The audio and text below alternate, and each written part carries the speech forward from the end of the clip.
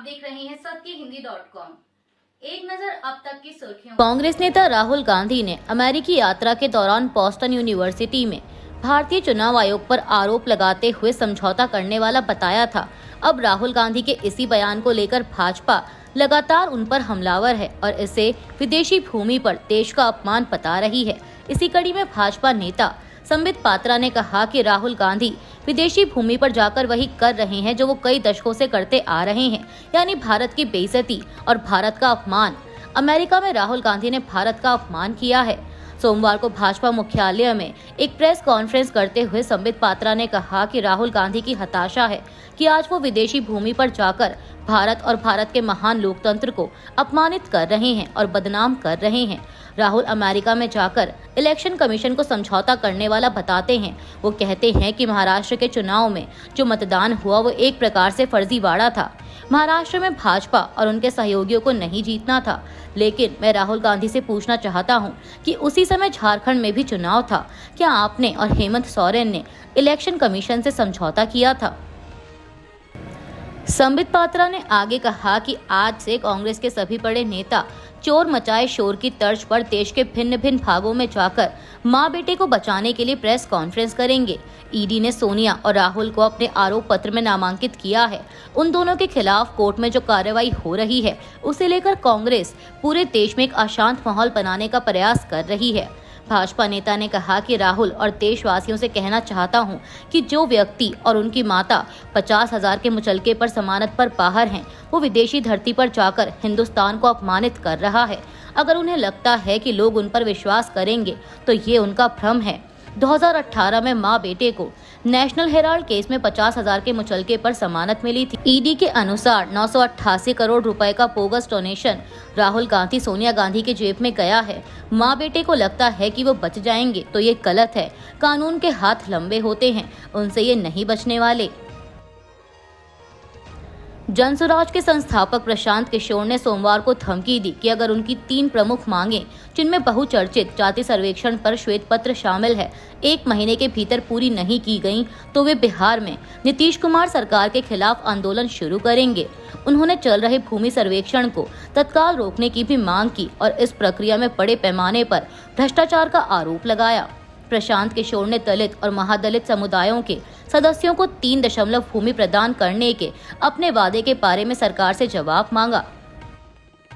सैकड़ों शिक्षण और गैर शिक्षण कर्मचारियों, जिनकी नियुक्ति 3 अप्रैल को सुप्रीम कोर्ट के आदेश के बाद अमान्य कर दी गई थी, ने सोमवार को पश्चिम बंगाल स्कूल सेवा आयोग कार्यालय के बाहर विरोध प्रदर्शन किया।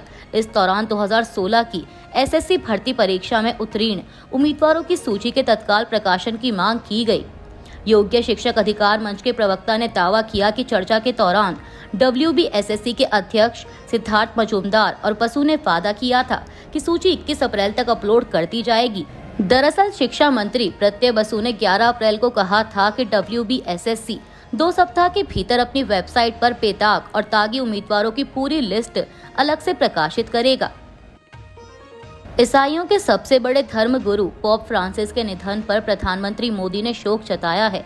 पीएम मोदी ने एक्स पर लिखा कि पोप फ्रांसिस के निधन से गहरा दुख हुआ है। इस शोक की घड़ी में मेरी संवेदनाएं पूरे कैथोलिक समुदाय के साथ हैं। उन्होंने लिखा कि पोप फ्रांसिस को दुनिया भर में लाखों लोग दया, विनम्रता और आध्यात्मिक साहस की मिसाल के रूप में हमेशा याद रखेंगे। भारत के लोगों के लिए उनका स्नेह हमेशा याद रखा जाएगा। ईश्वर उनकी आत्मा को शांति दें। उन्होंने हमेशा गरीबों और हाशिए पर खड़े लोगों का साथ दिया, असमानता के खिलाफ निडरता से बोले और मानवता के अपने संदेश से विभिन्न धर्मों के लाखों लोगों को प्रेरित किया। बता दें कि पोप फ्रांसिस का सोमवार सुबह निधन हो गया। वो 88 साल के थे।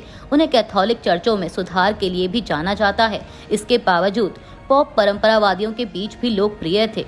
फ्रांसिस दक्षिण अमेरिका से बनने वाले पहले पोप थे।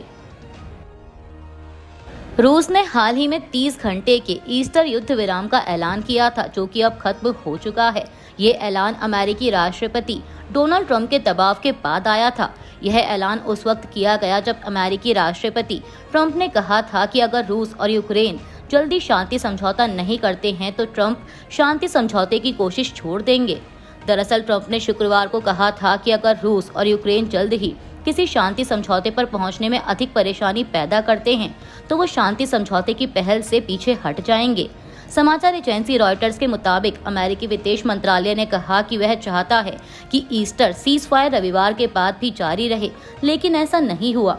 हालांकि ट्रंप ने खुद इस युद्ध विराम पर कोई बात नहीं की, लेकिन उन्होंने अपने सोशल मीडिया पोस्ट पर उम्मीद जताई कि रूस और यूक्रेन इस हफ्ते किसी समझौते पर पहुंच सकते हैं ताकि दोनों अमेरिका के साथ अच्छा व्यापार कर सकें।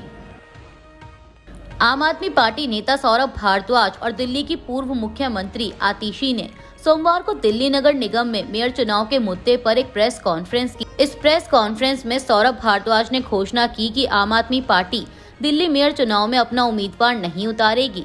उन्होंने कहा कि हम लोगों ने एक फैसला किया है कि हम इस बार मेयर चुनाव में आम आदमी पार्टी का उम्मीदवार खड़ा नहीं करेंगे। भाजपा अपना मेयर बना ले, भाजपा अपनी स्टैंडिंग कमेटी बनाए, अपनी 4 इंजन की सरकार बनाए और दिल्ली वालों को दिखाए। वहीं दिल्ली की पूर्व मुख्यमंत्री आतिशी ने भाजपा पर आरोप लगाया कि वह पिछले 2.5 सालों से आम आदमी पार्टी के पार्षदों को डरा धमकाकर बीजेपी में शामिल करवा रही है। उन्होंने कहा कि आम आदमी पार्टी मेयर का चुनाव नहीं लड़ेगी, क्योंकि मेयर का चुनाव लड़ने और जीतने के लिए हमारे पास भी पार्षद तोड़ने, बेचने और खरीदने के अलावा कोई रास्ता नहीं है और हम इस तरह की राजनीति नहीं करते। भाजपा सांसद निशिकांत दुबे द्वारा पूर्व मुख्य चुनाव आयुक्त SY कुरैशी को मुस्लिम आयुक्त कहने और सुप्रीम कोर्ट और CJI खन्ना पर आपत्तिजनक टिप्पणी करने वाले उनके बयान पर CPIM नेता T राजा ने कहा कि मैं निशिकांत दुबे के इस बयान की कड़ी निंदा करता हूं। वह क्या सोचते हैं? एक दिन उन्होंने न्यायाधीशों, पूरी न्यायपालिका पर हमला किया, जैसे न्यायपालिका को उनके आदेश के तहत काम करना था, संविधान का सम्मान नहीं करते हुए। हमारे देश में संविधान सर्वोच्च है, लेकिन इस भाजपा सदस्य के मन में संविधान के लिए कोई सम्मान नहीं है। संविधान के लिए उनके मन में बहुत अवमानना है। वह नहीं समझते कि न्यायपालिका की एक स्वतंत्र न्यायपालिका के रूप में भूमिका है। उन्हें लगता है कि न्यायपालिका को भाजपा RSS गठबंधन की बातों पर निर्भर रहना चाहिए। CPIM नेता ने आगे कहा कि SY कुरैशी एक चुनाव आयुक्त थे, लेकिन यह आदमी उन्हें मुस्लिम आयुक्त कहता है। यह अत्याचारी है, बहुत निंदनीय है। श्री मोदी, श्री नड्डा इस मुद्दे पर क्या कहने जा रहे हैं? यह भाजपा की आदत बन गई है। वे अपने वफादारों को भड़काऊ बातें बोलने की अनुमति देते हैं और जब वे पकड़े जाते हैं तो वे कहेंगे कि वे तत्व हैं, पार्टी के पास कहने के लिए कुछ नहीं है। उन्होंने पूछा कि आप क्या कार्रवाई कर रहे हैं? आप संविधान के मूलभूत सिद्धांतों, लोकतांत्रिक अधिकारों को कैसे कायम रखेंगे? हम व्यक्तियों का बचाव कैसे करेंगे? PM मोदी और गृहमंत्री शाह को यह बताना चाहिए कि उन्हें ऐसी बेतुकी भड़काऊ बातें बोलने की अनुमति कैसे दी गई। PM मोदी को इस मामले को स्पष्ट करना चाहिए। वक्फ संशोधन कानून के विरोध में बंगाल के मुर्शिदाबाद में हुई हिंसा को लेकर दाखिल याचिकाओं पर टिप्पणी करते हुए जस्टिस PR कवई ने भाजपा सांसद निशिकांत दुबे पर अप्रत्यक्ष रूप से निशाना साधा। दरअसल एडवोकेट विष्णु शंकर जैन ने कहा कि कल मामला सुनवाई के लिए लगा है, मैं कुछ अतिरिक्त दस्तावेज दाखिल करना चाहता हूं। उन्होंने यह भी कहा कि इलाके में शांति सुनिश्चित करने के लिए कोर्ट केंद्र को फोर्स तैनात करने का आदेश दे। इस पर जस्टिस PR कवई ने उनसे कहा कि आप चाहते हैं कि वह इसे लागू करने के लिए राष्ट्रपति को परामर्श दें। जस्टिस ने कहा कि आप चाहते हैं कि हम राष्ट्रपति को दखल का आदेश दें। हम पर पहले ही कार्यपालिका के अधिकार क्षेत्र में अतिक्रमण का आरोप लग रहा है। आपको बता दें कि भाजपा सांसद निशिकांत दुबे ने सुप्रीम कोर्ट और CJI संजीव खन्ना पर आपत्तिजनक टिप्पणी करते हुए कहा था कि अगर सुप्रीम कोर्ट को कानून बनाना है तो संसद भवन को बंद कर देना चाहिए। दुबे ने मीडिया से बात करते हुए कहा था कि सुप्रीम कोर्ट अपनी सीमाओं से परे जा रहा है। अगर हर चीज के लिए सुप्रीम कोर्ट जाना पड़ता है तो संसद और राज्य विधानसभा को बंद कर देना चाहिए। सांसद ने ये भी कहा था कि भारत के मुख्य न्यायाधीश संजीव खन्ना इस देश में हो रहे सभी गृह युद्धों के लिए जिम्मेदार हैं। लोकसभा में नेता प्रतिपक्ष राहुल गांधी अमेरिका के बोस्टन पहुंच गए हैं। यहां पर ब्राउन यूनिवर्सिटी में उनका स्टूडेंट्स के साथ एक सेशन था, जिसमें उन्होंने महाराष्ट्र चुनाव का मुद्दा उठाया और कहा कि देश की चुनाव प्रणाली में गंभीर समस्या है।